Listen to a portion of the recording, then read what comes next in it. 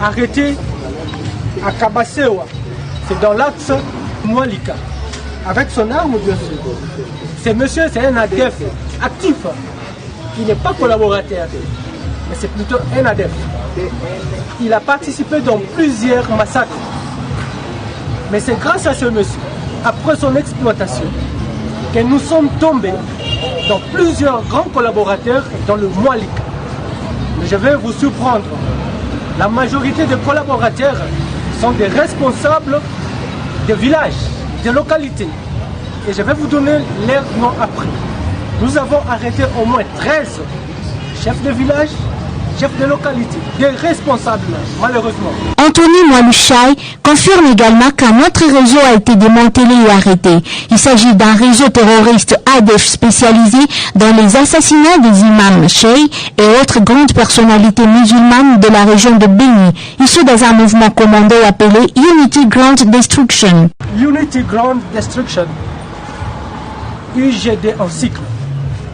C'est eux qui sont à la base, après nos enquêtes, des assassinats ciblés dans la ville de Beni.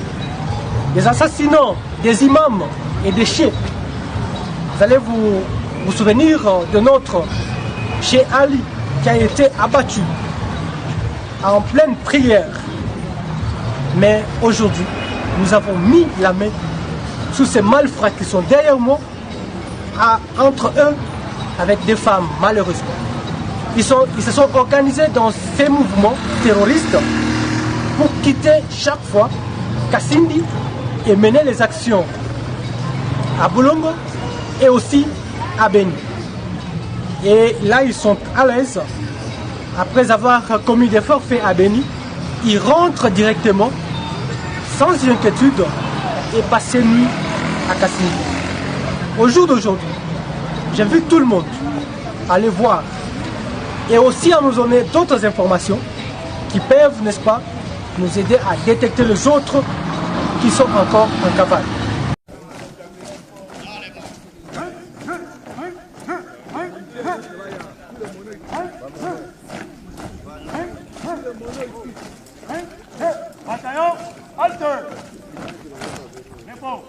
C'est une journée spéciale pour le centre d'entraînement des troupes de parachutistes commando qui vient de dévoiler les secrets de la première étape consacrée aux démonstrations au sol. C'est là après 18 mois de formation à la base Lumouin. Grâce à la volonté du commandant suprême, Félix Antoine Tshisekedi Tshilombo, qui veut faire de l'armée une armée modernisée, apte à faire face à toutes sortes d'éventualités. Voici la preuve.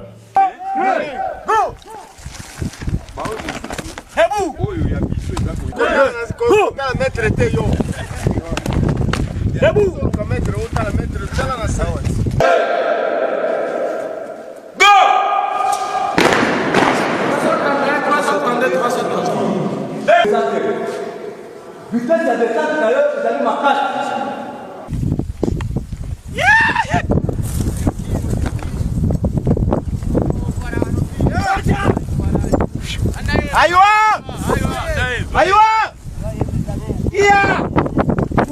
224 cadres constituent les premiers bataillons de parachutistes commando utilisés à ce jour toutes les matières reçues durant les 18 mois à travers les différentes démonstrations qui prouvent qu'ils sont capables de franchir les caps. La deuxième étape qui reste à franchir sera consacrée aux démonstrations au vol. Que ces 824 éléments sont formés par les instructeurs congolais avec à la tête le colonel Dem et Siko Monga Tony.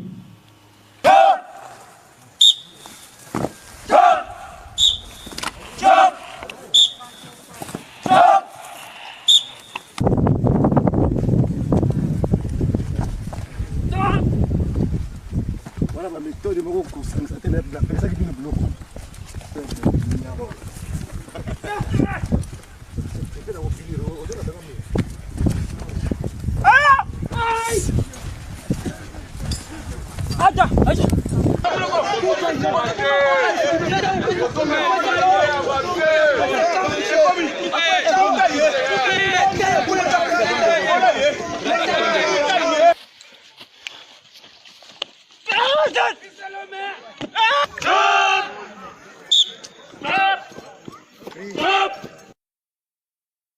Niembo Abdallah, commandant des opérations adjoints du secteur, nous avons neutralisé évidemment plus de 40 miliciens Codeco.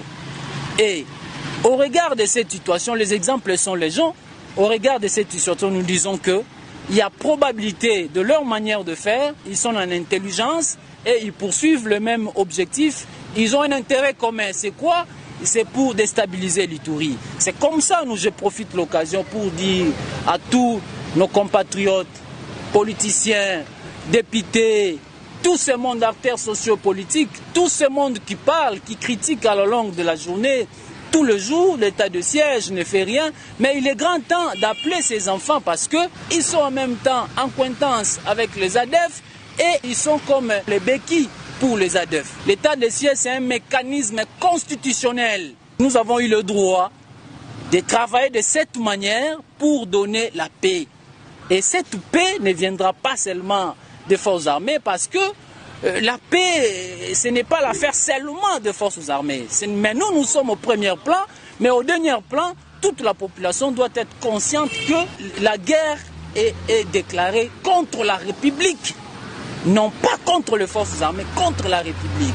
Et alors, à ce juste titre, nous devons maintenant comprendre qu'il y a un lien, il y a une mise en commun des actions que mènent les ADF, en même temps les actions que mènent les Codeco. C'est comme ça, nous disons, ils mènent les actions synchronisées pour désorienter le cible. La première cible pour nous d'abord, ce sont les groupes armés étrangers.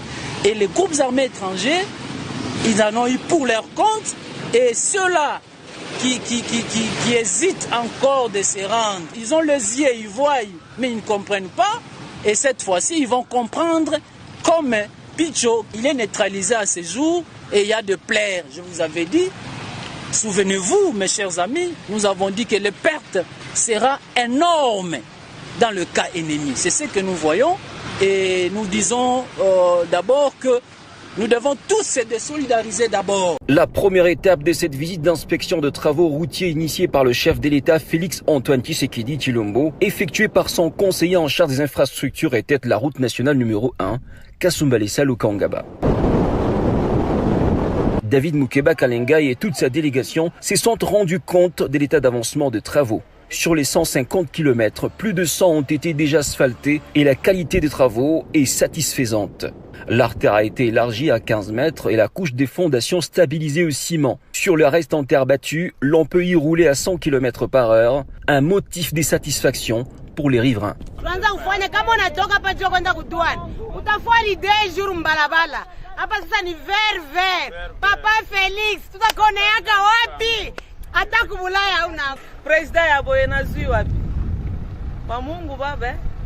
Plusieurs ouvrages dont 2 ponts y sont jetés à même de supporter une charge de 120 tonnes et dont la longueur ne dépasse pas 10 mètres. Au cours de cette visite d'inspection, le conseiller principal du chef de l'État, David Mukeba Kalengai, n'a pas manqué de visiter les travaux d'aménagement d'un poste de péage entre Kasumbalesa et Sakania. Poursuivant ce périple d'inspection, l'envoyé du président de la République dans le Grand Katanga a atteint le poste de Lukangaba à la frontière avec la Zambie. Ici, un vaste chantier voit le jour. Il s'agit de la construction d'une douane moderne, d'un centre commercial, d'un hôpital, d'une banque et d'un parking dont la livraison officielle est attendue d'ici la fin de l'année. Et financement, je parlais d'un contrat BOT que le président de la République a capté. C'est le chef de l'État qui a capté ce financement et qui est porté par le gouvernement de la République. Vous comprenez? Donc il n'est pas question d'un centime, n'est-ce pas, ou $1 venant de la République zambienne. C'est l'argent du contribuable congolais parce qu'au fait, au finish, c'est la République qui va rembourser. À ce jour, cet argent est l'argent du contribuable congolais. Comme si cela ne suffisait pas, le conseiller principal du chef de l'État en matière d'infrastructure et toute sa délégation se sont rendus dans la province du Lualaba, sur la nationale numéro 39, en passant par Kolwezi jusqu'à la frontière angolaise, traversant ainsi 3 territoires, Kapanga, Sandoa et Dilolo. Lancés depuis 2019, les travaux de rénovation de cette route, longue de 400 km, plus ou moins 100 km ont déjà été asphaltés. Et cette vision est portée par les différents gouverneurs, qui sont des représentants de son Excellence, Monsieur le Président de la République en province. tout ce qu'ils sont en train de faire, ils le font pour le compte et au nom du chef de l'État. N'est-ce pas? C'est ça qui justifie notre présence ici. Donc il n'y a rien qui se fait en dehors de la vision du chef. C'est lui qui est le porteur de la vision, c'est lui qui a donné le programme et les différents gouverneurs le relayent.